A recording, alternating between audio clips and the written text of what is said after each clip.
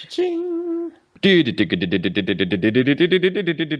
Welcome to GI Joburg, episode 209, and we're calling this one Return of the Retro. Yes, retro figures are back, and it's crazy out there, folks. But before we get into all of that madness, I'm Paul today, and I'm joined by my usual criminals. We're gonna do it all in mic, Paul, just like you were starting us out with, because we're doing zero editing on this podcast. My name is Steve. Hello. It's Rob. Hey there. That's my variation. And with our powers combined, we are GI Joburg. Hello, everybody. Hello to the Berg Force. And yeah, crazy times. Lots of cool stuff happening with toys. Lots of cool stuff happening in cinema. Stephen, You guys seen it yet? No, Have you seen it yet? We have not. No, we I haven't believe seen it comes yet. out 20th of August. At least that was what they said while we were still under level 4 lockdown. I don't know if that's changed. No, it was meant to be the 24th of July. And then obviously the lockdown happened, and then they closed all the cinemas, and then the looting had happened sort of in between all of that madness. Anyway, They stole the reels. And now when I search Snake Eyes The Origins movie on New Metro's website, they don't have it listed anymore, but Stay Clinical has it, who previously didn't have it listed. So, okay. So anyway, 20th of August, we'll be there, Rob. Heck yeah, dude. We'll be there. We'll be on a phone call to each other so we can keep each other company. Oh, it's just a pity. I mean, the last time there was a live GI Joe movie, live action GI Joe movie, a live GI Joe action movie. Okay, it's happening live, guys. It's happening live right before. It's like a stunt show at Universal Studios. What the world? Red No? lasers, blue lasers. Flip. Anyways, the last time GI Joe took to the big screen, the three of us were united for the first time. It was a momentous occasion, and this time we couldn't be more separate. But hey, sign of the times, I guess. I just hope that it does come out and comes out soon, because we got people like holding their breath, wanting to know what Paul and Rob think about this film. Of course, there are equal number of people, perhaps even more people, who wish we'd just stop talking about GI Joe movies altogether. Well, hopefully they can keep holding their breath for another, well, as of this recording, 19 days. Good luck, guys. And as a consolation prize, we will also briefly mention Masters of the Universe Revelation. Let me not get that one wrong before I call it He-Man Revelation. Oh yeah, no, don't you dare call it He-Man and the Masters. Don't I? Quick fire question, boys. Oh God, quick fire. So excited. Quick fire question. You just made me think of this right now with your holding of breath test. There is a GI Joe who found his way onto the team simply by virtue of the fact that he could hold his breath longer than the other applicants. Can anyone name the Joe? Muff Diver. Scuba Steve. Oh geez, I don't know. Cutter? Wetsuit? Valiant efforts, boys. I feel like if JD was here, he'd nail it. Shout outs to you, JD. But no, it's Deep Six. So if you are indeed holding your breath, waiting for Paul and Rob's review of Snake Eyes GI Joe Origins, well, Deep Six is your prime example, man. Yep. Spirit animal. And then I just want to check. There's also this other little series that came out in between all of this. Transformers War for Cybertron Kingdom. Also recently screened on Netflix, which I quite enjoyed. But I'm going to get into more of that just now. I just want to see, guys, did you get any cool stuff? Any new cool things? Whatever's toys, people, cars? I don't know. I haven't received any new toys, but I did replace my Apple EarPods or earphones, not the AirPods, but the earphones, because they're finally dying after like 3-4 years now. And to me, they're the best earphones on the market. I mean, ever since my first iPod in, I think, 2004, 2007, to me, at least, they've always had the best sound, the best bass, Yeah, so I finally got a new pair because the other ones were dying. Dying. They would do it. Oh. So you got But some no new new toys. Hey, I can definitely sing the praises of new earphones. I love me some earphones. Yeah, so I got some Bluetooth ones a while back because my phone cover keeps messing up whenever you like plug in earphones. My phone cover just sort of shorts them out. I don't know what it is because they don't seem to go in all the way or whatever's properly. I don't know. Anyway, it's just they're not working. So like they just sort of shift to the left or the right. So I'm like, no, I'm going Bluetooth, and they're pretty good. They're pretty good. Got some JBLs actually. Not that anybody cares, but that was a while ago. But the boots, they have got good boots and pants, so I'm happy about that. That's good. That's good. I mean, yeah, I've tried a whole bunch of different ones, and to me at least, the Apple earphones are the best ones I've ever tried. Yeah, they They're just fall out of my fantastic. ears, man. Yeah. Oh, they If do. they fit in your Oh, ears, that's great. unfortunate. Yeah. Because I can't go running with them either. But anyway, whatever. Yeah, you live in Joburg, you got to run away from a lot of things, I guess. Yeah, especially if you got earphones in, they go, "Hey, that guy's got a nice phone." He's got a phone. And you, Steve, any cool toys? Anything happening there in Australia? Well, this last week, I guessed it on not one, not two, but three other shows. What fun! Whoa. Yeah, Madness. first up was my old seat at Talking Joe. It was their awards ceremonies, the Golden Joes, or we call them the Stormies now. Okay, it's a long story, but this was basically the overview, sort of retrospective episode where the guys and special guests, myself included, talked about issues 1 to 25 of the Devil's Due run and gave out awards for like best redesign, best toy tie-in, worst scene, stuff like that. It was good fun, and I would suggest anyone who is either familiar with Devil's Due or loves Talking Joe or just loves me to check out the episode. I'll put a link in the description. Shortly after that dropped, good old Chief, he hit me up to talk about the Impel GI Joe trading card set. And I think we flicked through about... Oh, you did? Nice. Well, I mean, it's a good all-round sort of general chat, which happens to have these trading cards flicking by in the background. So, it's always guaranteed to have an interesting time of it. And it was recorded the night before I saw Snake Eyes. So I had some very candid, sort of worried opinions, which fortunately weren't confirmed. But I don't think I can really say too much in the presence of you two guys without being a spoiler. Kind of where I stopped watching. Yeah, good. You started talking I about forgive it, you. and I couldn't tell if you had seen it yet or if you're about to see it. Like I couldn't tell. Like you did sort of mention, and I was like, oh wait, no, fuck, I don't want. This is like spoiler territory. Well, it's an interesting like time capsule because literally my thoughts are crystallized the night before and then crystallized again immediately after watching it. If those of you who caught episode 208 of this very same podcast, my buddy Zazel and I did a review of the film. Anyways, old news. And then the third show I guessed it on was Saints on Cinema, YouTube channel run by Mr. Tim Wilde. And we spoke about the top 7 grievances that he had with Snake Eyes G.I. Joe Origins versus my top 7 praises for that film.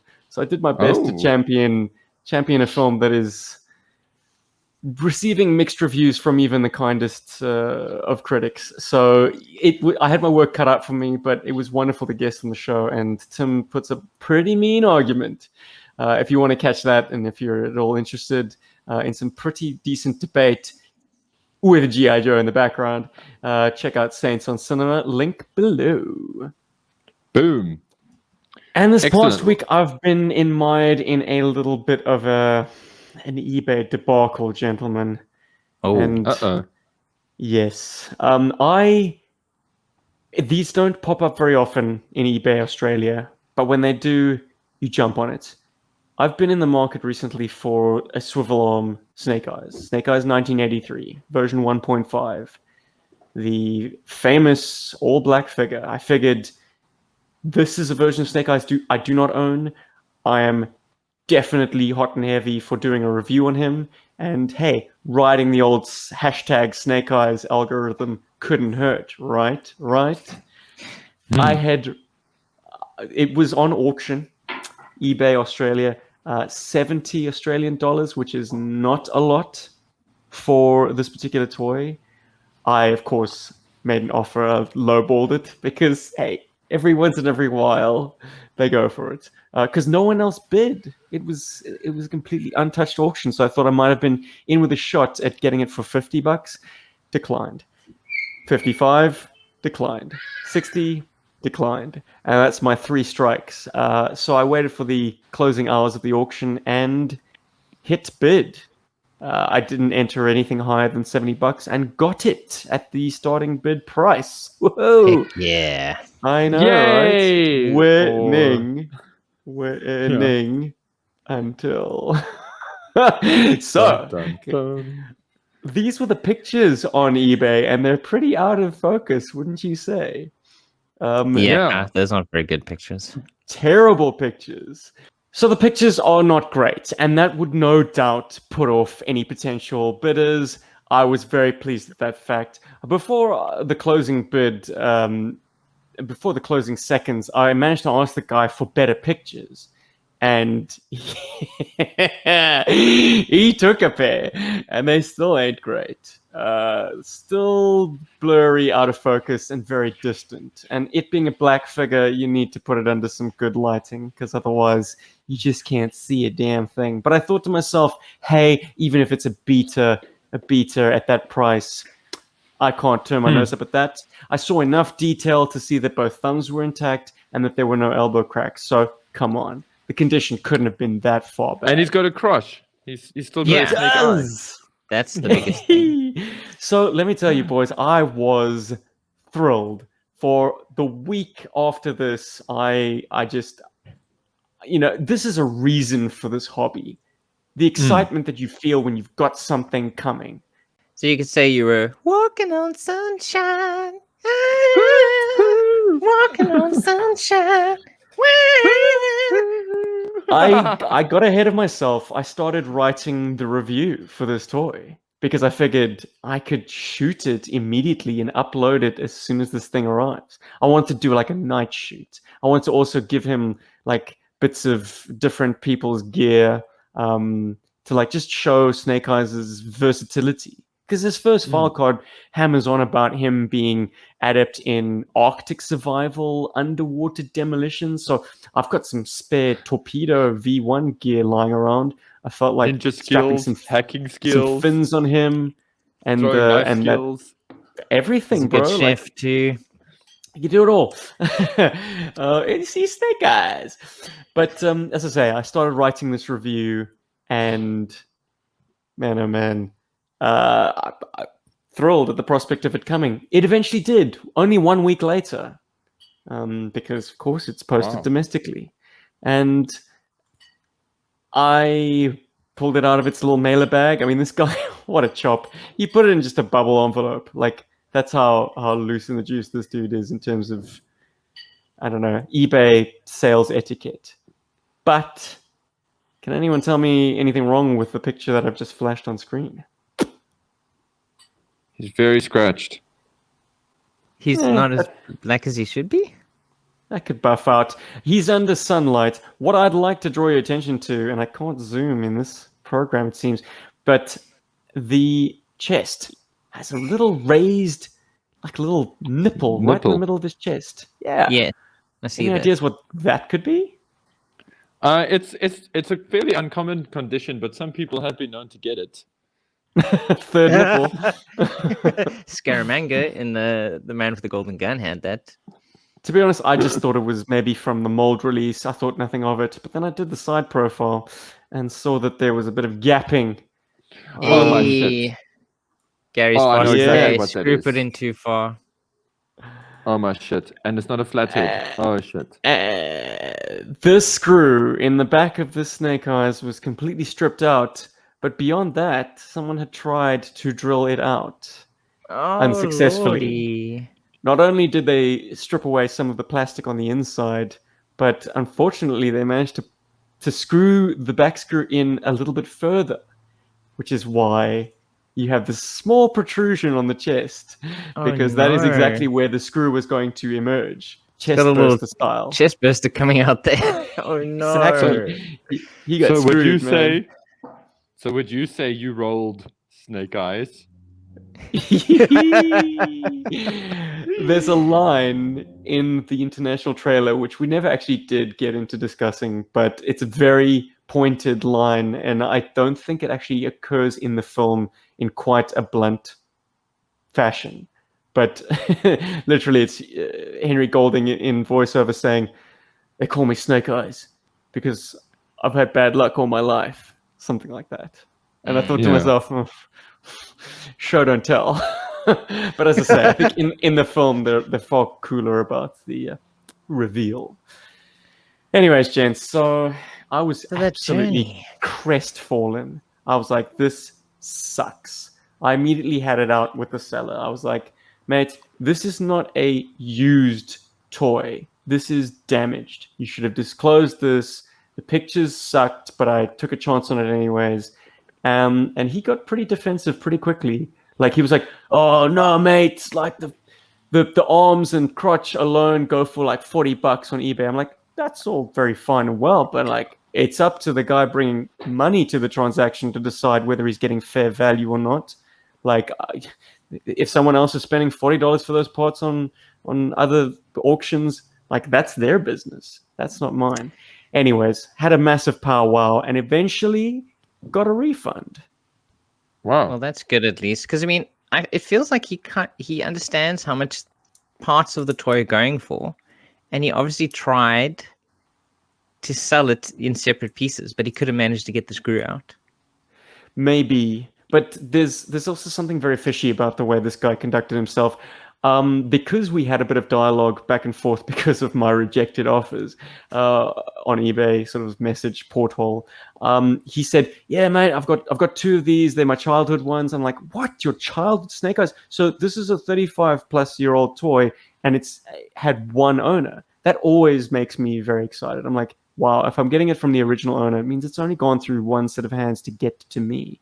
Yeah. So when I questioned him about this fix, he suddenly pled ignorance. He had no knowledge of it. And I was like, either you're lying to me about the fix, or you're lying to me about being the only owner, or you are suffering from memory loss. Because only one of those can be true. Anyways. He accepted he refunded me, and I sent him back his Snake Eyes. But I want to know from you guys, you got to be judges of my character at this point. Did I shoot the review?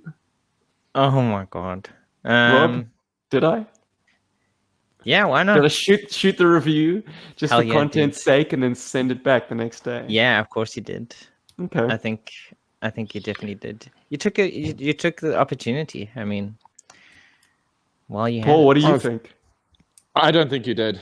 I think you wrote up the review, and I think you were so disappointed by it that you couldn't review that figure that you weren't going to keep. It would bug you. Okay. Well, surprise, surprise! Here's the link. It's going live now. Enjoy, YouTube. I mean, I asked Kim like what to do in this ethical quandary, shall we say? And she was like, "Oh, people do that all the time. They leave the tags on their clothes, they wear it for a night, and then return it to the shop the next day." I'm like, it's not quite the same thing.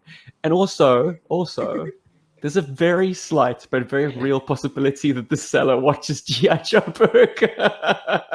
And he's like, that Snake Eyes figure has a little raised bump on his chest, just like the one that just got returned to me by... Just like that one I tried to sell to some sucker. And in the live chat, we have Ironmonger saying that he can't see me doing it with a defective toy, but to be honest, I think I would have done it with actually, it was a consideration that I had, if I'm being honest with myself. But in a pinch, I wouldn't have let that get me down. I would have been kind of creative with the way I shot him. But yeah, it did weigh on my mind that I would be putting a toy with some obvious defects to a keen eye under very close camera work. Because yeah, absolutely, I'm going to shoot Snake Eyes right up in that vented grill. So yeah, that put me off as well. Also, the fact that I didn't want to run the risk of damaging this thing after we'd had a powwow, and then him having the moral high ground of being like, mate, you didn't return it to me in the same condition I sent it to you. Like, if I had somehow damaged it any further or made any kind of lasting impression on this toy, I would have felt like an idiot. So Yeah. I didn't Also- do it, boys. I'm sorry. Yeah, I figured you wouldn't. But if you did take a bit of footage, it would be cool for when you do your eventual Snake Eyes review. You know, when you get the one you want.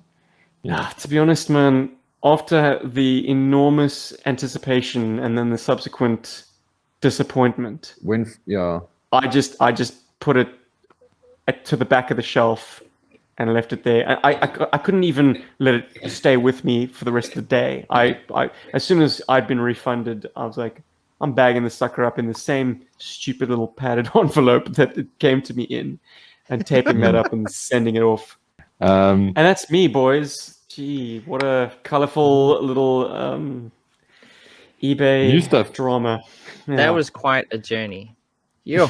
If you had you kept it, it would have been such a butthurt to try and get it fixed, you know, to try and get it right. And no, you did the right thing by sending it back as well, in my opinion.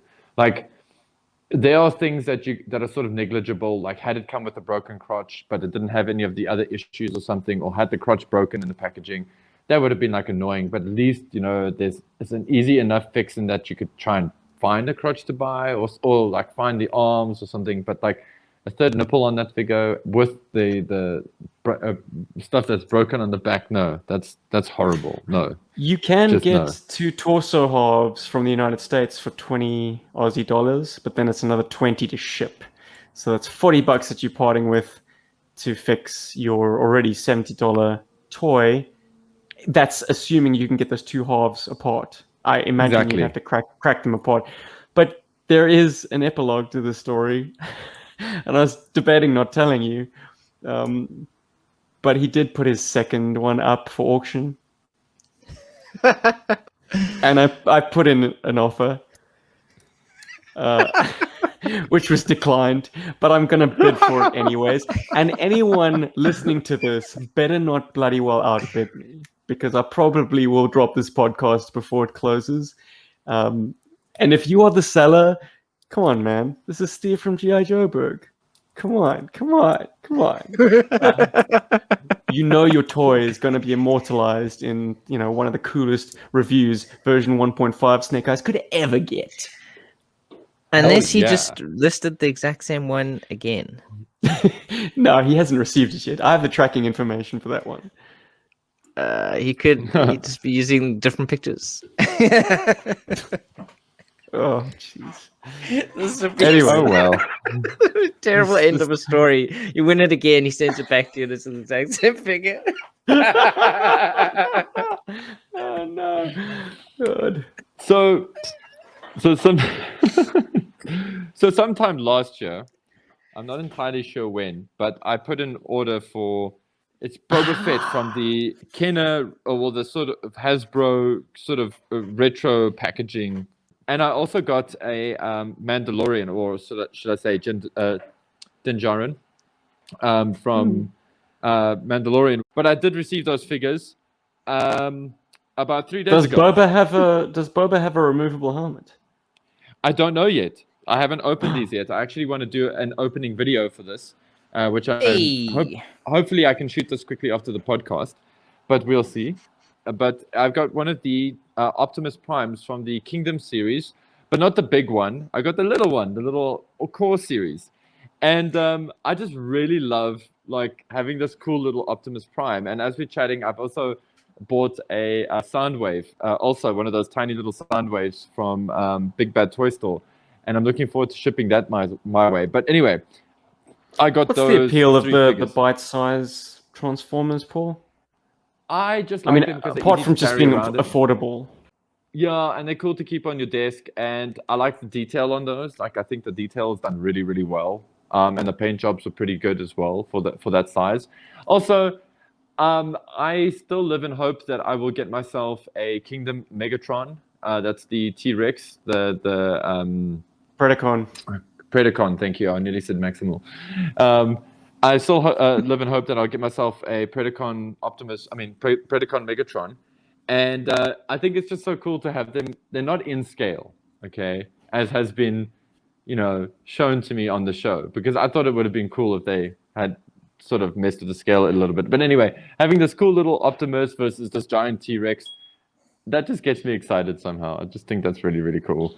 So I dig that. And yeah, exactly. It's like a kaiju. And then the other cool thing that happened, it's kind of a new thing. I had to buy a new toaster and a new kettle and a microwave because Celia and I moved into our new place, which is where I'm doing. This is my first recording from the new place. Yay! So this is Bravo. Yeah, this is Base Camp Bravo. This is where we are now situated. It's awesome. It's been a thrilling 3 days of getting everything in this place, hung up on the walls, dusted, cleaned, everything. But anyway, so I've got my own little space in this, what we now call our home, which is very exciting. And yeah, so that's been rad. So that's like some serious new stuff.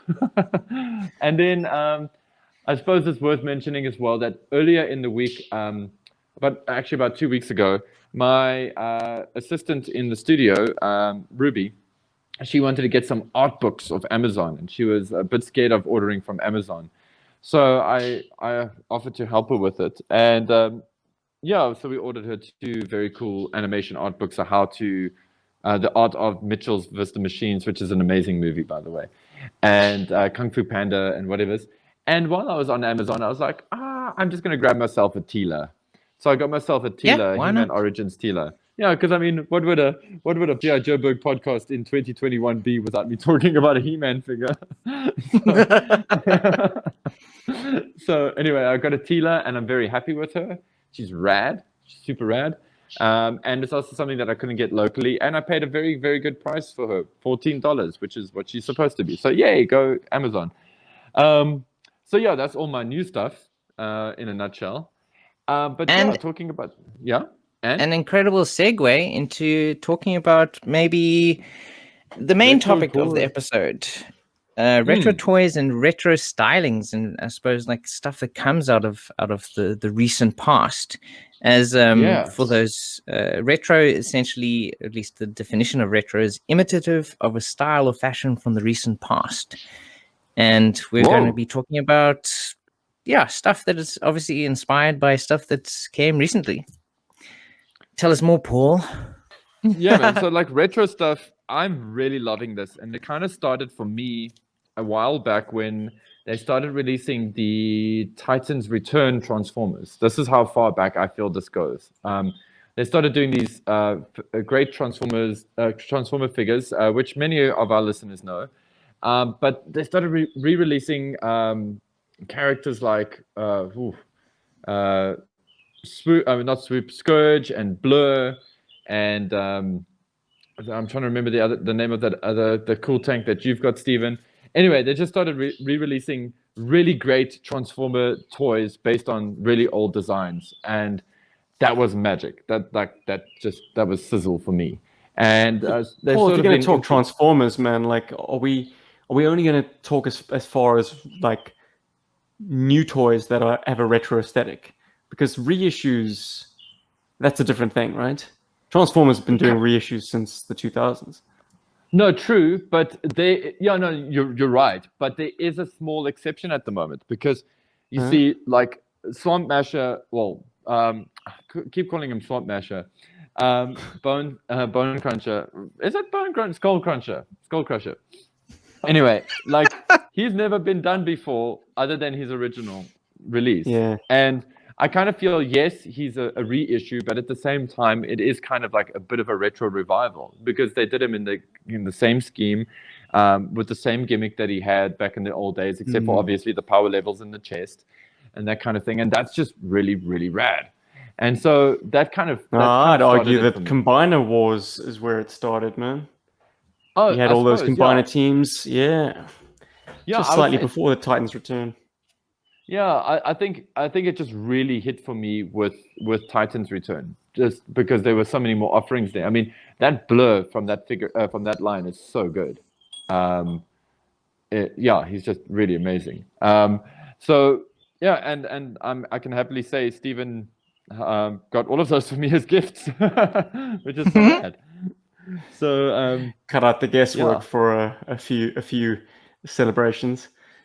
Yeah, so that was pretty cool. Anyway, so like as we went, like that sort of started happening, and Transformers started dipping into some of their older hits and sort of reissuing them, and then little things started popping up. Like Ghostbusters started popping up. He-Man, I think Super 7 started doing this like classics He-Man line, which was just the He-Man figures that were just re-releasing the original He-Man figures with the same articulation and everything, with possibly slightly better face sculpts in some respects and better paint jobs. And that sort of started happening, and sort of started checking that out. That was cool. And then also not that long before then, it kind of also, I suppose, started with Mattel's whole Club Eternia with their Masters of the Universe. I think they called them classics or something. I can't remember the name of the line now. But anyway, that's just sort of been progressively happening. And now all of a sudden, boom, we're like, we've got animated, we've got the real Ghostbusters figures, which have just been released as they were back in the day. This is magic. I mean, I would love to have gotten these, but you know, just never happened. But like that kind of stuff is cool. It's finding its way back into toy shelves. We've got the sort of the Ninja Turtles that were reissued and brought into GameStop, which was just the original Turtles, slightly different color hue on the greens and whatever's, but re-released. That's pretty amazing. And yeah, and now we've got this happening with something like Ninja Turtles. We've got Super 7 Ultimates. Boom. And they're on the screen. So check out that awesome Raphael. I do apologize for the picture quality. But look at that bad boy. I mean, that is the original turtle, sort of reimagined for a modern collector and for modern toy enthusiasts. And this is where we find ourselves at, boys. It's like all of these cool toys are being re-released in the way that we want them to be, with all the bells and whistles that speak to us heavily of nostalgia. And yeah, and I want to sort of get an idea from you guys. Who do you think is doing this the best at the moment? Like, who do you think is winning this war of the retro toy aisle? You know, I think the consumers are winning personally. But which company do you think is putting out their best fit? Look, I'd like to reopen the Super 7 discussion that we had when Tony was our guest 2 podcasts ago, because there were one or two little bits of information that I left on the cutting room floor. I watched that interview with Brian Flynn very closely and took note of the fact that he was saying he had such huge plans for the Super 7 GI Joe line that he wants to go deep in the roster, and that because the 5 POA guys, the reaction guys, are such robust figures, they are very cheap to make. They can be made very inexpensively. His words.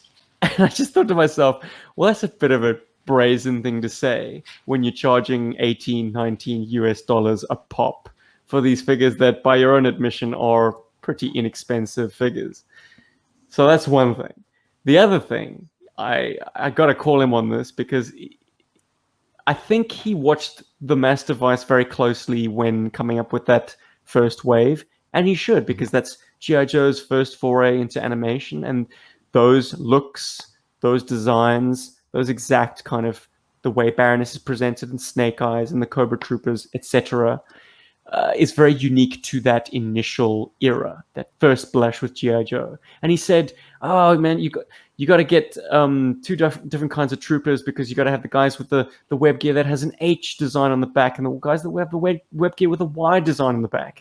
And after watching the Mass Device quite closely again, I think I cracked the code as to who wears what web gear. And it's not just random troopers with like animation error.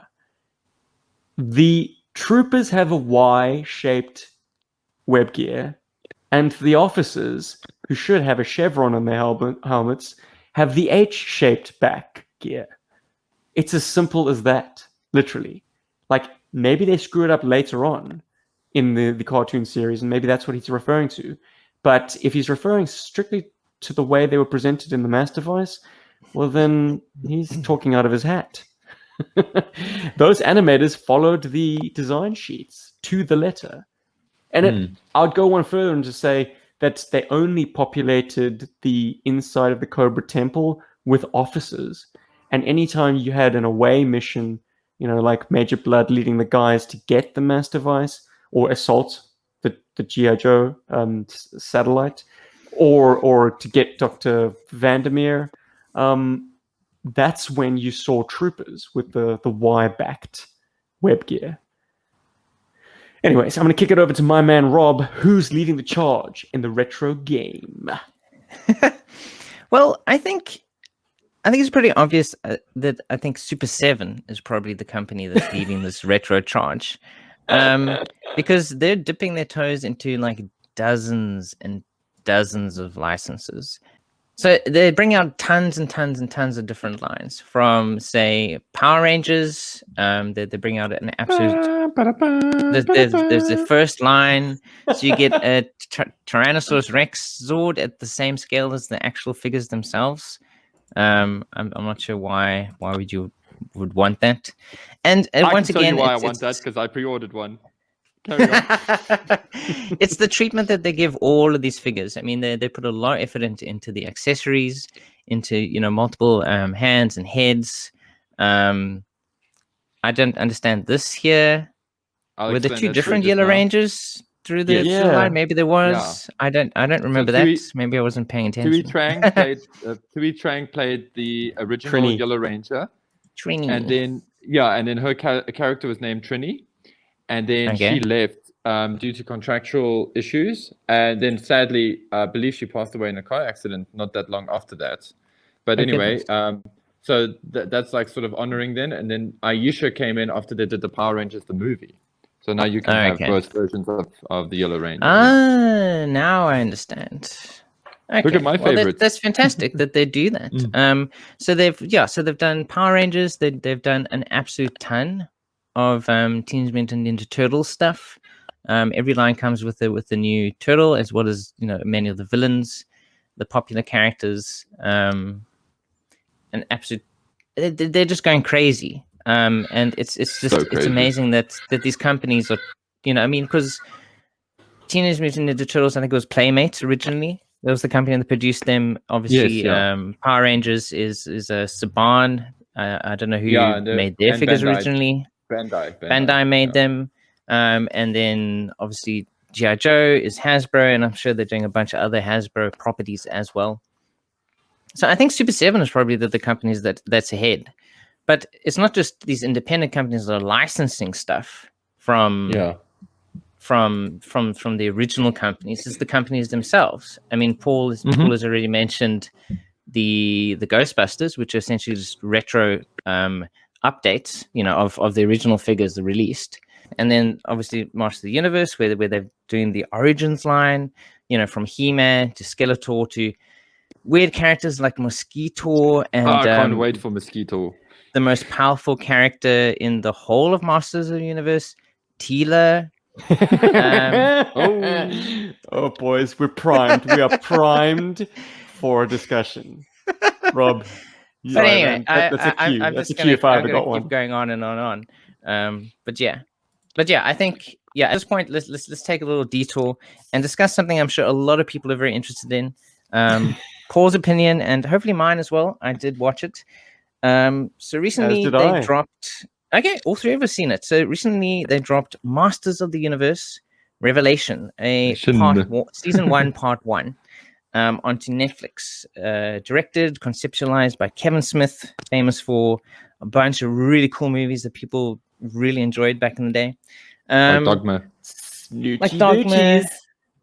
Chasing Amy. Obviously, the Clarks itself is absolutely awesome. And then later on, he made like weird movies, which I think are cult classics. I imagine like the one with the weird walrus guy. That movie is cool though. I've watched it once. I can't ever watch it again. It's just It's so creeps me out creepy, too yeah. much. Yeah, and But Zack yeah, and Miri make a porno. what do you guys think? What were your impressions of the show? Ooh, I know everybody's waiting for me. So let's have Steve go first. So Exactly. I'm contrasting this immediately to Netflix's other 80s toy smash up, that being the Transformers trilogy. You know, Siege, Earthrise, and now Kingdom. And those are very lengthy. They feel it too, because there's a lot of padding. I realize why I pick them up and put them down just as quickly, and it's because you're seeing a lot of great monologuing, but not a great deal of action. There's a lot of talk in every episode. My goodness. All the Transformers are so perfectly toy on model. Like, they even have the little ports, the little nubs onto which you put the blast effects in the right place. Like, wow, that is some serious fidelity to the toys. I presume all of the actual toys and their alt modes and their transformations are scanned in stages, 3D modeled, and they base the character models on the toys exactly. Because, yeah, those proportions are too perfect for any kind of freehand animation. Any hooch. Contrast that with He-Man Revelations, which has very kinetic action in every episode. I was pleasantly surprised by the budget that went into animating this quite lovingly. Clearly, they put a great level of investment into this project, for good or for ill. It seems to have been met with some pretty cold fan response, and then made worse. And I do follow Midnight's Edge channel in this regard.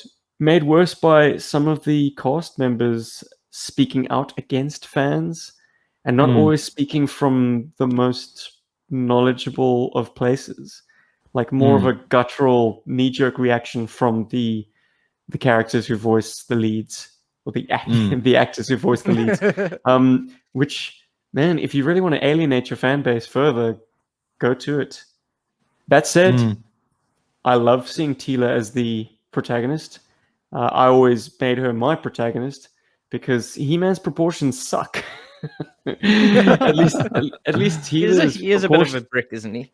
Well, I that's perhaps why I never connected with the Master of the Universe figures, because, like, the only ones who, like, looked like human beings were the females. And Tila had some cool gear, that, like, snake headdress. I mean, for a guy who's hung up on GI Joe versus Cobra, to have a character who so clearly had, like, snake iconography was such a win for me. That's why, Rob, I used to play with your forget his name, Cobra Khan or something, the guy who had, like, snake arms. The snake dude, yeah. Yeah, you'd snap King off his Hit. arms and his... Yes, amazing figure. Like, that was when, like, the gimmickry of the He-Man and Masters of the Universe line really started coming into its own. It's like, wow, this is a fascinating action figure concept. Love it, love it, love it. Anyways, that's enough for me. Whoa, Steve from the future here with a massive spoiler warning. If you don't want Masters of the Universe Revelations to be pretty majorly spoiled, and you have every intention of watching the show, well, jump to timecode 52 minutes and 52 seconds to avoid spoilers. You have been warned. If you don't give a stuff, well, keep listening. Rob, what did you think, my dude? So I think overall it's a pretty decent show. I don't like that He-Man isn't in it, except for in the first episode and Nobody basically does. in the last. Because to me, it's He-Man and the Masters of the Universe. I like Tila. I think she was an interesting support character, but it was strange to me that they made her the main character, and not because because she's a woman or anything like that, but because, like, her character motivations made no sense to me. Like the reasons why she was upset and the kind of, like, the journey she goes on, to me at least, makes no sense whatsoever.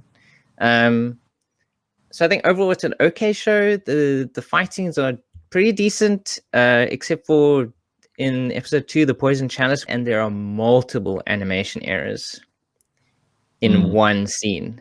I was just like, how do you do this? And then in rewatching that scene and showing a friend of mine, I picked up it even more. And I was like, how does this even happen that you make all these mistakes? I feel like they obviously, poured all their budget into making this incredible transformation for He-Man in the very first episode, and also in very key moments. I mean, they definitely used their money very well. I mean, there's some very cool action sequences. I mean, with Orko and with other characters as well, where there are like this big bombastic scenes. So very well animated. The story itself is just pretty basic, but at least it's easy to follow, I think.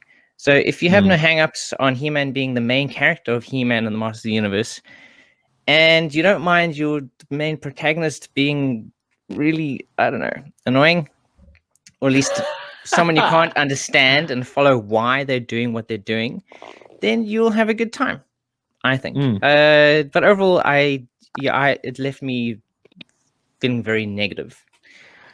My endorsement comes after always like basically passing out of the couch to these episodes. So maybe I'm not the best. The first 2 minutes are really good. I like sort of through the slits in my eyes, just managed to observe how cool it is seeing Man-at-Arms take on what is it, the battle ram, the thing with the big bow. Those big cool like round things. Those I mean, those look so cool in that sequence. And the fight between Teela and the sort of the scare glow, her apparition of He-Man. Yes, that was the choreography of that was terrific. Yeah, that was a fantastic scene, I thought. So, I enjoyed that sequence. And fun to see Masters of the Universe combat that was like vehicular. Because I must say, like, I never really watched the cartoon much, but it always seemed like lazy, like a beam comes out of He-Man's sword and the enemies are vanquished. Like, we never saw like aircraft and landcraft going at it, hammer and tongs, an all-out assault on Castle Grayskull. Like, I don't feel like we got that kind of level of action. I could be mistaken. In fact, I probably In fact, I should stick to GI Joe. Stay in your lane, Stephen. Paul, serenade us with your words, boy. Cool. Okay, so I'm gonna come from 2 different perspectives here. The first one is from someone who has grown up with He-Man as a brand, and has a familiarity with the characters, and is really currently enjoying the Origins toy line, and that kind of thing. So from that perspective, I enjoyed it because I have seen plenty of episodes with He-Man in them, doing what He-Man does. I really love the live action movie. I know that's kind of a controversial statement right there, and I've said so in earlier episodes of GI Joburg as well. But like, I feel like we got some cool stuff, and I'm going to totally agree with Rob in that I feel like Teela's motivation, or should I say Teela's irritation, is actually irritating because I feel it's unrelatable in a lot of ways. And I also feel like as that kind of as a fan, and when I say a fan, I'm not like this like hardcore Motu fan, but as a sort of, let's say, quasi fan or somebody that's currently really enjoying it. I do feel that maybe this should have been the second season, not the first season, personally. I feel it's got a very like Empire Strikes Back kind of vibe. Like, everything's kind of dark. Like, you get introduced to Eternia in this really great place. Like Star Wars, it's like, oh, okay, cool, we just took out the Death Star, awesome, everybody's happy. Not that that's how it starts, but it starts in a positive place. And then it gets really dark very quickly. And then all of a sudden it's like Mad Max, because like now magic is depleted and all that stuff's going down. And, Teela's on her own little renegade kind of mercenary mission. And, we got foes becoming friends and all that kind of stuff. And I just thought... disagree. I think placing us into peril at the top of the season is exactly what it needed to do to give it some urgency, because you're only talking about 5 episodes, man. Yeah, that's the other thing, your Empire Strikes Back comment is dead on, because it ends with, "Oh, we're in heaven. You guys died." Yeah. Exactly. That's the end. You did. we're did. in an even worse situation. You just got your hand And I chopped just off thought- and are told that your daddy's the most villainous guy in the universe. Woo, lovely. And that's the thing. It's like, so we get dropped into that. And then the other perspective I come from is, well, this, this is actually, I would say, the tip of the spear when it comes to bringing He-Man back, into a new generation, to bringing it to new fans. You got a bunch of kids that are buying He-Man's Origins toys or whatever because their dads are big fans, right? And so they're introducing their kids to this. And in some cases, kids are seeing these and just going, oh, these are cool figures. And wow, they're not that expensive, so I can convince mom or dad to buy them for me. And they're smashing them together. And that's Mattel's whole angle. Every time you've seen any kind of advertising stuff, it's always dad and his kid or whatever's playing with these toys. So there is definitely sort of a focus on getting the youth involved into with He-Man. So now you bring out your animation tie-in, and all of a sudden your main character is killed in like the first episode. And you haven't given your audience, your new audience, a chance to actually understand who He-Man is. And I think that is a serious misstep. And I understand why fans are upset. But I just feel like maybe introduce people to this character, to He-Man himself, and then take him away the way that they did, and then play out the whole Teela saga. I think that would have worked out much better, because then people would have felt the real loss. The people who are feeling the loss of He-Man are us, the people who know He-Man. I'm sure a lot of kids are like, oh, He-Man's actually not that cool. He just kind of gets pewed in like the first episode. Okay, rad. Unfortunately, I seem to fall into that category because, like, you're absolutely right, Paul. Like, the marketing push for this from Kevin was like, this is a love letter to the fans. This is how you imagined those cartoons in your memory to look and feel. Like, this is for you. But by the same token, they take out the pivotal character that fans of Masters of the Universe back in the day connected with first, that being the titular He-Man. You're alienating the old fans, and then what you said just now, you're alienating new fans by not letting them experience what the classic sort of roster of He-Man and the Masters of the Universe would be. You're kind of having it in this kind of discombobulated, fractious fashion. But man, whatever. I enjoyed it. But once again, that's the thing. And like, saw it while I was on fumes. I'm on a local He-Man group, and one of the guys asked, "Hey, what do your kids think of this?" And people are like, "Oh, my kids loved it. They love the action and all that stuff that's going down." And then one guy actually said, "But my kid can't understand why I like He-Man so much because he got taken out in the first episode." And I was like, "Ha, that's exactly my point." When it comes to retro and the revival of older properties, I think it works a lot more. It works easier in toy format, where you can kind of like disconnect from actual stories and just enjoy the characters themselves and the figures and what they're doing with them.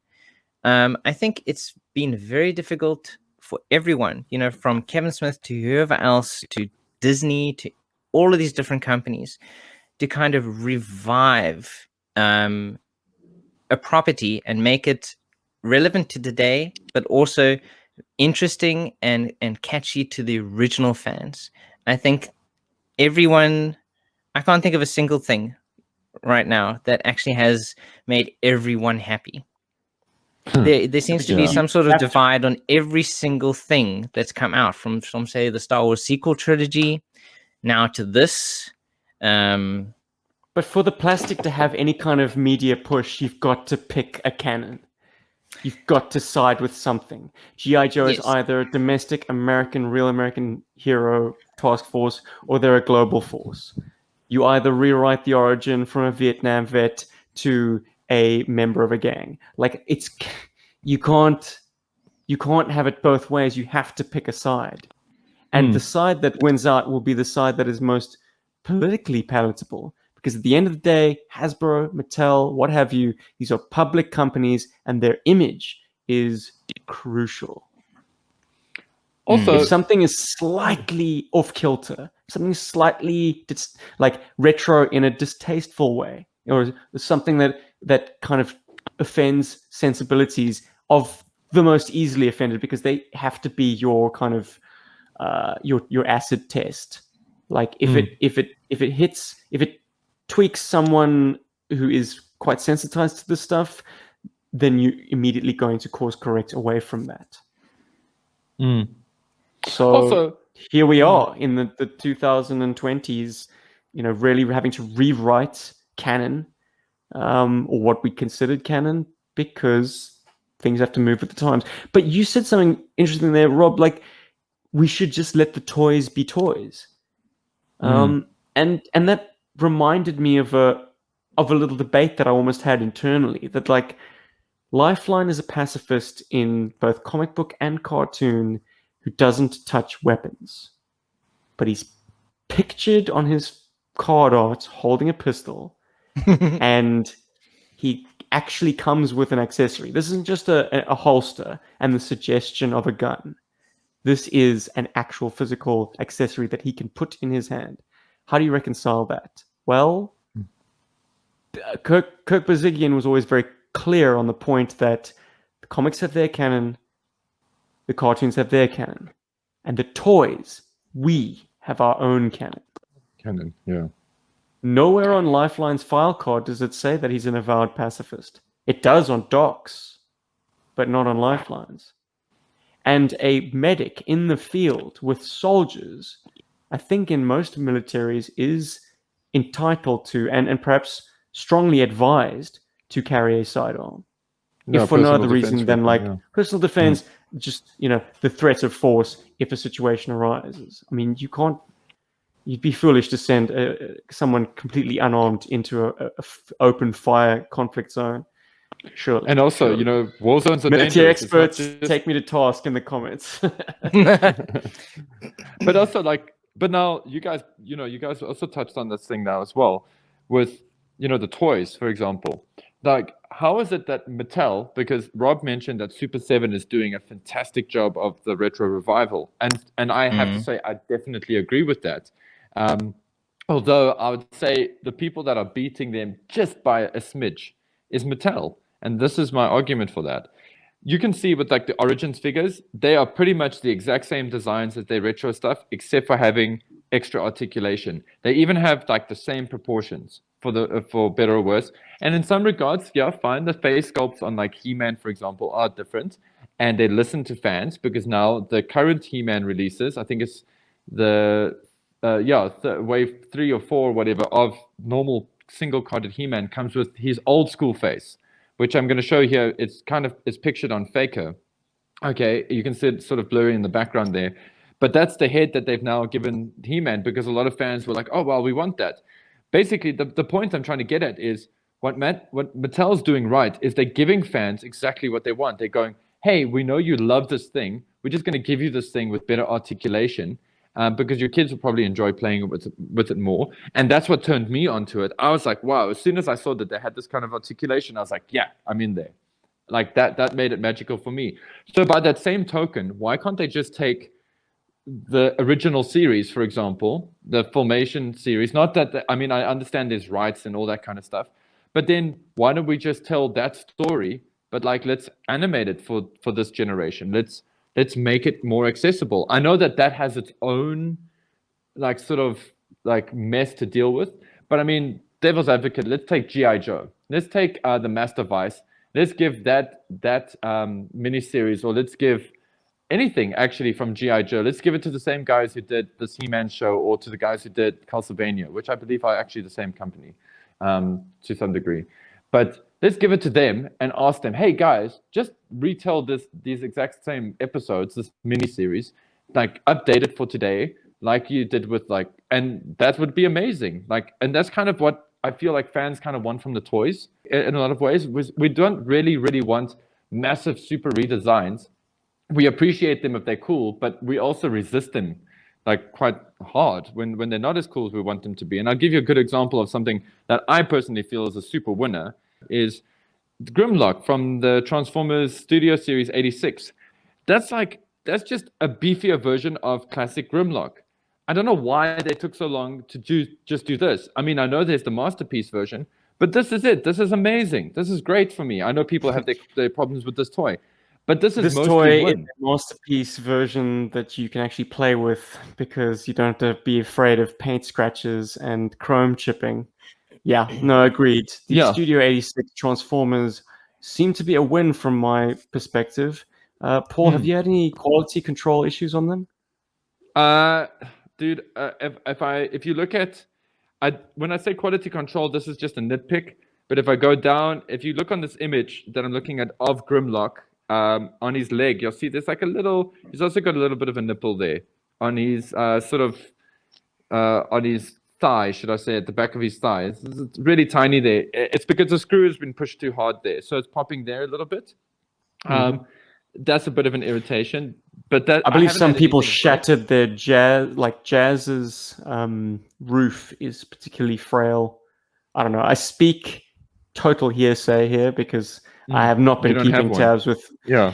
I can't take the plunge on modern Transformers because I just feel like I'm rebuying the same things Right. constantly. No, So I rest assured that back home I do have a masterpiece Grimlock sitting in a cupboard, so I don't need to buy. That's why you don't need to buy one. Exactly. You know, and like for But I do myself, admit they are attractive toys and they're positioned very attractively. And Beast Wars, to anyone who grew up in the 90s, is so your jam.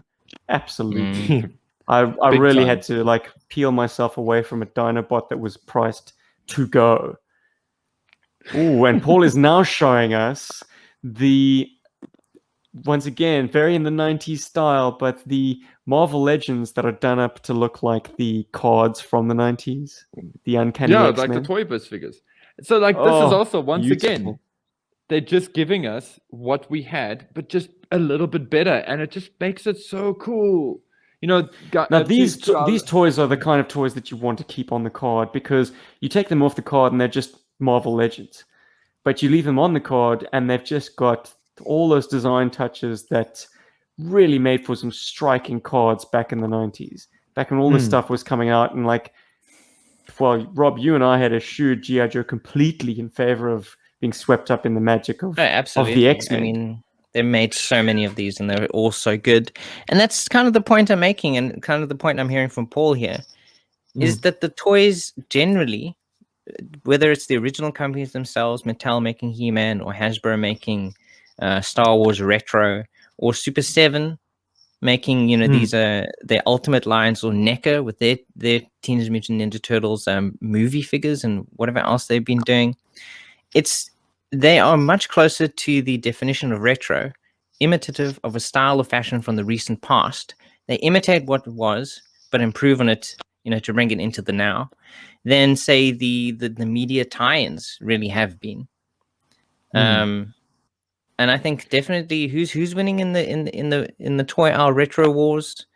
We are. You know, the fans of these properties, and hopefully all the new kids today who are seeing these incredible figures, you know, and hopefully bringing themselves into these things that their parents and their grandparents and whoever else love. Well, speaking of grandparents, has anyone seen the Mego offerings? Snake Eyes and a Storm Shadow. These look so cool. You it like just them? makes me think. I think they're awesome because they just That's feel awesome, like Rob. Mego, you know. Yeah, because they look I remember Twisted Toy Fair Theater. Yes, exactly, Yeah. from the Toy Fair magazine, and it's just so cool that you now have them in that style. And I think they've done a really good job. It's crappy, but it's also very good. I mean, like, look at Snake Eyes. I mean, like, he's got really cool like leather pads that are like stitched onto his outfit. And the accessories have been obviously adjusted to the Mego style. I mean, there's a level of detail, but there's also a level of just not smoothness, but it suits the Mego figures, and they fit those in accessories quite well with older figures. Aren't those accessories better than Mego's typical offerings? I mean, like, this is not something that you would have gotten on a Mego figure in the 70s. Yeah. It's beautiful. Like, the accessories actually almost outstrip the figure in a sense. Because if I look at old Snake Eyes, like, the sort of pleather portions of his uniform are kind of crappily done. He kind of looks like, But it's on like a purpose. cosplay. He looks like a cosplay, don't you think? Like someone's but just that's- sewn patches onto like a black shirt or like overall. But that's the Migo style, though. They know, always I know. looked not crap, but they looked like you could have Migo. made them yourself. Essentially, they look Migo. Migo Yeah. looks Migo, essentially. Mhm. You know, love and his they're kind abs. of like, and their boots are like essentially like rain boots. Yes, like, the classic Migo boot. For me I always personally, like, imagine that it would these be are- tough to put those on. Like, don't you often like lose feet? Oh into geez, those yeah. How boots? would you do that? Yeah, you'd have to like, depending on the articulation of the foot. 'Cause, I mean, the Hey. big draw with Migo is like undressing your action figures. Bouncing. absolutely. Well. Wasn't it the famous gag in Toy Fair that like the Hulk was just all smooth down there? Yeah, and he Yeah. was always naked. I Oh, think. no, he had ass cheeks. Like his butt cheeks were Yes. actually like individually sculpted. Like, Yeah. there's quite a deep crack. So the Hulk guys can count always to- had him nude. What is it? What is was it? the best. The one line that from this that always stuck with me is like, Hulk can count to 20 on hands and feet, 21 if pants down. I love that line. So good. Love it. But yeah, I man, miss like, those heady days, man. I was really hit with a massive nostalgia wave when hearing Talking Joe's latest interview with Josh Blaylock. Just talking about how the Devil's Due thing, how Devil's Due acquired the GI Joe license, and how like this retro revival was on everyone's minds except the people that held those licenses.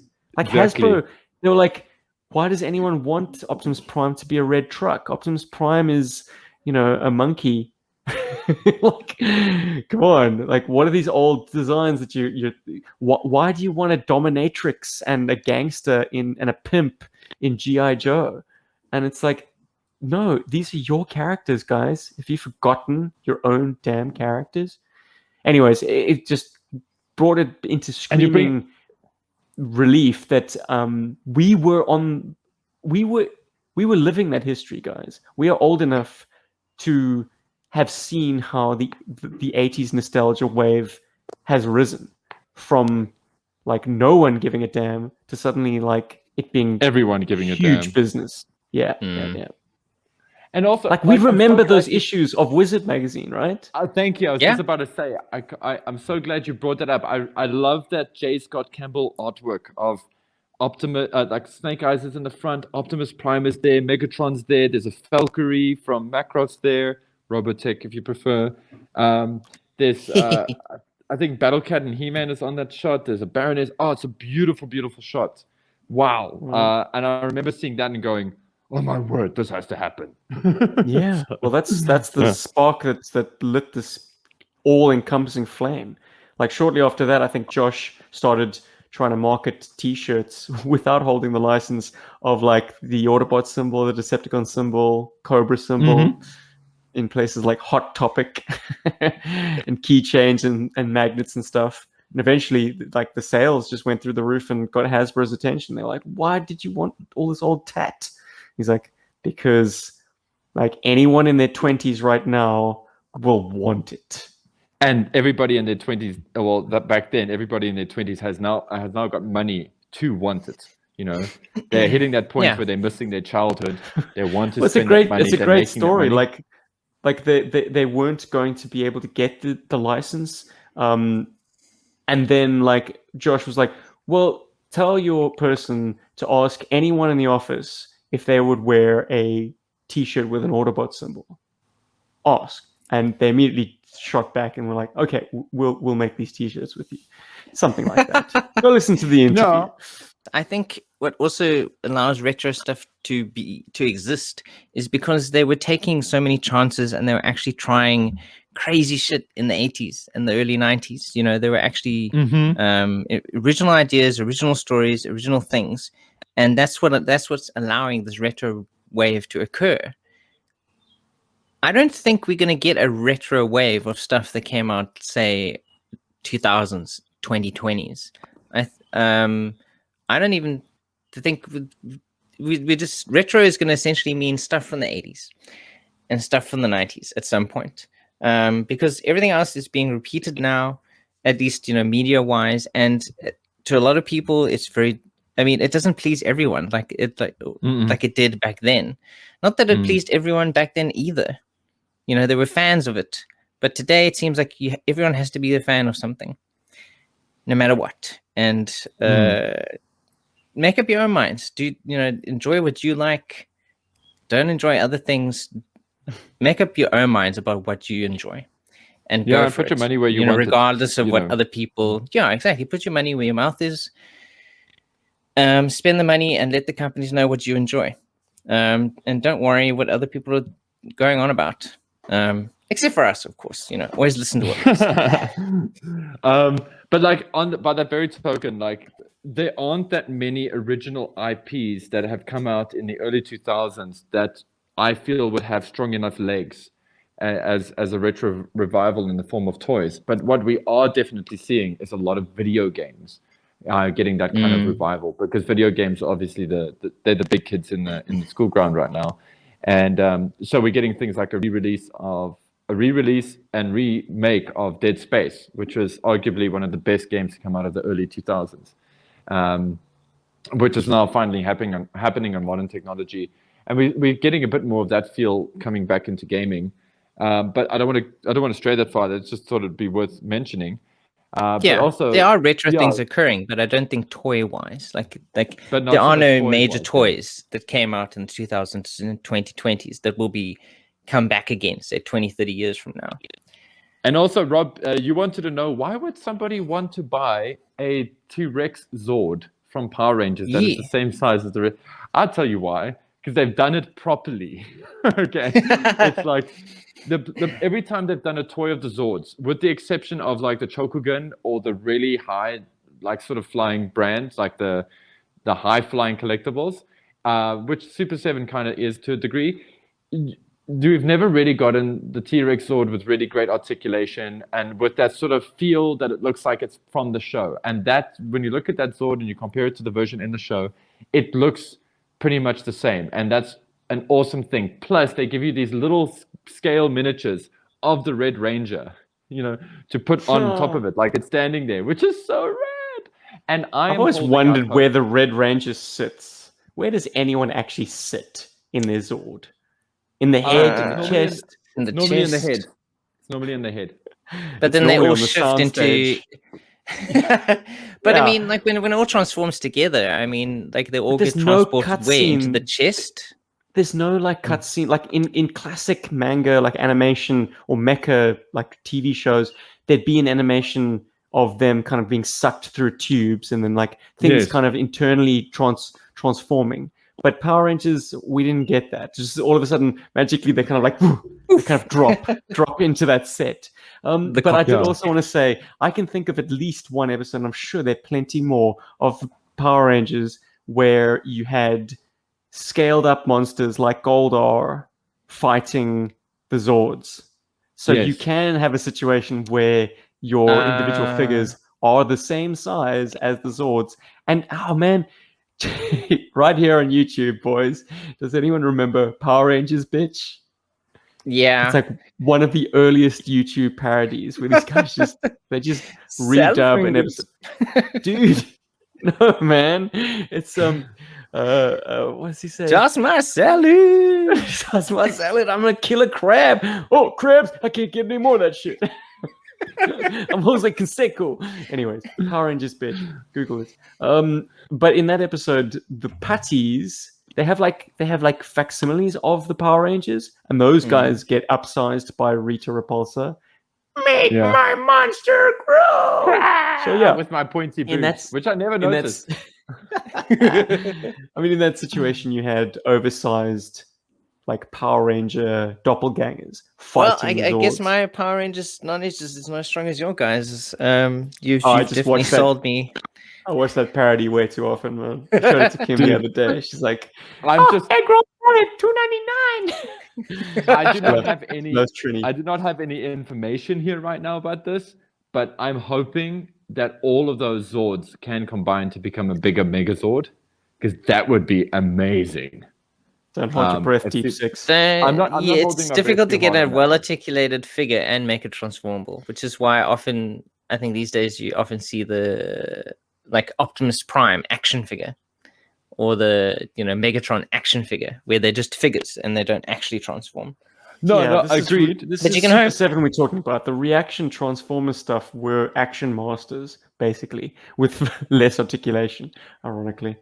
Leave the actual transforming to Hasbro and Bandai and Takara.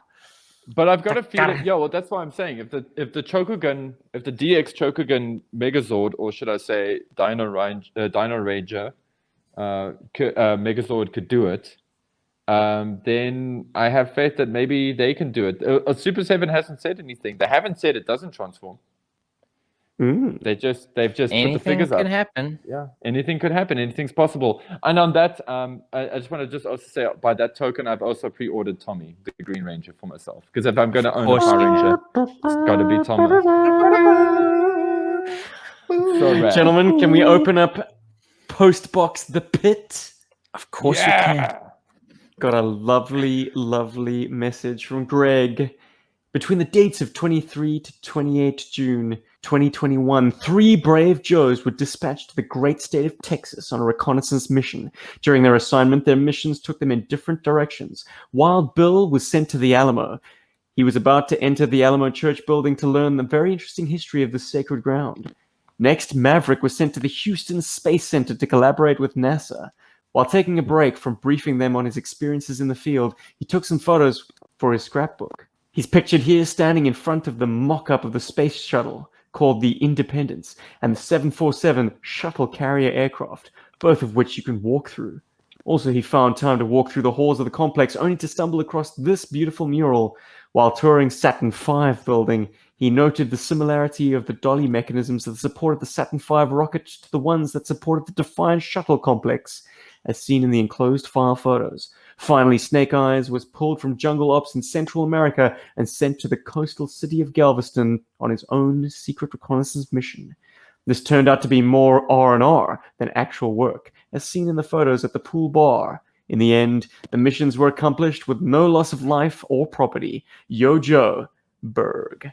This turns out to be Greg's vacation snaps that he snuck some Joes into. And it just made me think about all the great times when, as a child, and even as an adult, a G.I. Joe was always going to be my constant companion on any kind of road trip, field trip, family holiday. I think we all have memories of doing the same thing. Oh, yeah. I've got a great story Absolutely. about that I can share with you guys, like super quickly. Celia and I were having lunch last weekend while we were just doing our house shopping. And we sat down at a coffee shop called Food in Cresta. And we were just going through things, eating our brunch or doing brunch and whatever. It was actually a brunch, not a lunch, whatever. Doesn't matter, who cares. And in the coffee shop, there's like a bowl. I mean, it's like a bowl full of like fizzes, fizz pops, those suckers. They're all cherry flavored suckers. And Celia loves those things. And so she looked at them. She's like, oh, I wonder how I get one of those. And I'm like, oh, you just have to ask. And she's like, okay, cool. Anyway, we carried on chatting. And then eventually we got to the point where we paid for the bill. And on the way out, I actually asked one of the waiters, one of the waiting staff there. I was like, hi, sorry, how do we get one of these fizz pops? She's like, oh, you have to be like 5 years old. So I'm like, okay, cool, check. And she's like, no, but a child. I'm like, no, I am a child. I'm just a big one. And then she's like, but you also have to have a toy. And I was like, oh, okay. And I pulled Storm Shadow out of my jacket pocket. What? Massive smile on her face. She was like, oh my word. I'm like, yep, this is a vintage GI Joe toy, and I take it with me everywhere. And sometimes it has friends. She's like, okay, you can have a sucker, you win. So yes, That's awesome. Right? How cool is that? Like, it is so perfect. She's obviously like, she's trying not to give me a sucker because she's trying to make it like difficult. So I'm like, no, I've actually got a toy. Got him. Nice. Which is well, rad. thank you, Greg, for reaching out and giving us that awesome story. If you want to contact us, well, just scrolling down the comments section, either here on YouTube or in any podcatcher if you listen to us there. And you could also leave a review. Hey! We don't get many of those, but they're useful somehow. Also, if you don't mind leaving a like for this video on the YouTube version, that'd be great. Thanks. Cool. And if you'd like to get hold of us in a more long format, if you'd like to send us pictures or, hey, even a voice note maybe, arealsouthafricanhero@gmail.com. Go to town. And while we're here, I would just like to welcome the new Patreons, the new Bergforce members to GI Joburg. Our new members are Scuba Pete, Tim Wild from Saints on Cinema, Hans Chow, and Justin Hopkins. Guys, welcome to the Bergforce. We're so glad to have you here. I hope you've been checking out some of our awesome exclusive downloadable content that is available only to the Bergforce. And thank you for signing up and for enlisting to the Bergforce. Yep. And if you're curious as to the exclusive content, well, just pay us $1 and you're in, and then you can drop the subscription once you've downloaded it all. Exactly. Awesome. That's what I do. And supporting the channel does mean that we get cool stuff to review, to talk about. It gives us the chance to be able to take care of things like StreamYard. It really does give us a lot of freedom. So everybody on this list, you guys are all heroes. Thank you very much. You're definitely helping us keep the channel glowing. And also just want to mention, I have been saving this guy for a while, which I feel needs to be unboxed soon. And I've just been waiting for the right What guy is that, moment. Paul? You can check him out. It's a Cobra Hiss. It's a retro Cobra Hiss in the spirit of this episode. So I'm going to shoot some footage, and hopefully my internet is up by Monday or Tuesday for me to upload it. And you guys can check what my unboxing/review of the Cobra Hiss to coincide with Steven's one that he did earlier. And yeah, old news, pal. Old news. And I've got another secret opening, secret figure that I'm going to be opening, but I won't tell anybody what that is. That'll just be a YouTube video, which the Patreons will see first, and then everybody else can check it out. And guys, if you're keen, if you want to join the Berg, if you want to support the Bergforce, but maybe you're not a Patreon guy, or you are a Patreon guy, but you just like to wear cool stuff, check out our merchandise right there on our teespring.com store. It's really super cool stuff. I really dig it. I'm going to start getting my hands on some of them here locally now that I'm in a proper fixed location. And so check out our cool GI Joburg merch. And with that, guys, I have link in the description below. He's run out of steam, guys, but hopefully the retro revival will not run out of steam anytime soon. Join us next time when we'll talk about awesome, amazing G.I. Joe stuff, maybe. Yes. And maybe even a little bit of Transformers that I didn't get to touch in on. But I just want to say, Dinobot, that whole Dinobot scene was very touching for me personally. Carrying on. Buddy, I just watched a scene that played out in a very tight corridor where the 3 Predacons, Black Arachnia, Dinobot, and Megatron, are running from like pelting firepower, like coming at them down this corridor. They stop and have, I'm not even joking, a 2-minute dialogue, maybe even longer. And the animators do bother to keep up the volleys of firepower, like sort of zipping past them. No one has found any cover. Like what was a peril like 2 seconds ago now isn't going to interrupt their like massive scene. Also, you guys are making me want to watch these things. I also would like tedious, to leave our man. listeners. But I have to say, I've always had an affinity for Megatron. Always felt like he believes he's doing things for the good of every Cybertronian, be they Autobots or Decepticon. This show really does a great job of showing how a conflicted leader Megatron is. So there's that redeeming factor, but you've got to wade through a lot of lengthy scenes, just like a lot of exposition. Robots talking in Megatron's throne room, in his briefing chamber, like, and I've got a question. Let's have some catalyst. I've also got a question for all of our listeners, which I'm hoping you can all respond to in the comments or in the next episode of GI Joburg. But do you think that the Maximals and Predacons actually transform, or do you think that the robot forms jumps out of scene and it is replaced by a robot animal form? because I have not seen them transform in the show. So maybe I'm missing something. Becoming a bit of a joke, isn't it? Like, Yeah. wow, are they going to cut before they transform? Oh, yeah, they cut again. And I know now they're in their alt modes. Okay, great. Thanks. Transformers. Yep. Just wanted to put that out Editors. there. Because they're so toy accurate, they could have just made them transform like the toys. But anyway. Well, Also, clearly Hasbro wants anyway. you to buy 2 of everything so you don't ever have to transform them. That's marketing in action. That's the There it real is. dream. And Yeah, next time, yeah. next time I want to you have can buy a cheap I toy want to that have 2 comes with his transformers gun. so I never have to transform them. Sorry, Paul, go ahead. But cool, guys. Sweet. It's been awesome. It's been amazing. I hope that we have sparked some great conversations in our comments and amongst our listeners about retro toys, retro revival, etc., etc. Or should I say the return Absolutely. of retro? Which is your favorite retro revival? Scroll on down and check it out. And let us know. Yeah. Are you one of those people that is just like me buying all the Super 7 Ninja Turtles? Well, not all of them, but are you cherry picking some of your retro releases, or are you going full steam ahead? Castle Grayskull, Masters of the Universe Origins, Ghostbusters, what else is there? Silver Power Hawks. Rangers. Or are you just buying Snake Eyes from 1983? Yeah. Or are you excited about the Mego figures? Are you like part of the small group that is excited about the Mego figures? And I'm not dissing you. I think they're completely lost on me, but I want to hear. Tell me, sell them to me. Let me know why they're so awesome to you. Cool. And with that, I think we're going to wiggity whack out. Wiggity whack out. Here we go, here we go, here we go. Out, out. Go. Yeah, and with that, a big yo, Joe. Berg.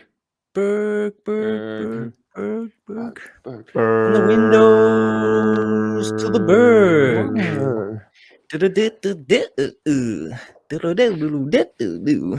From the windows to the Berg. Let it go.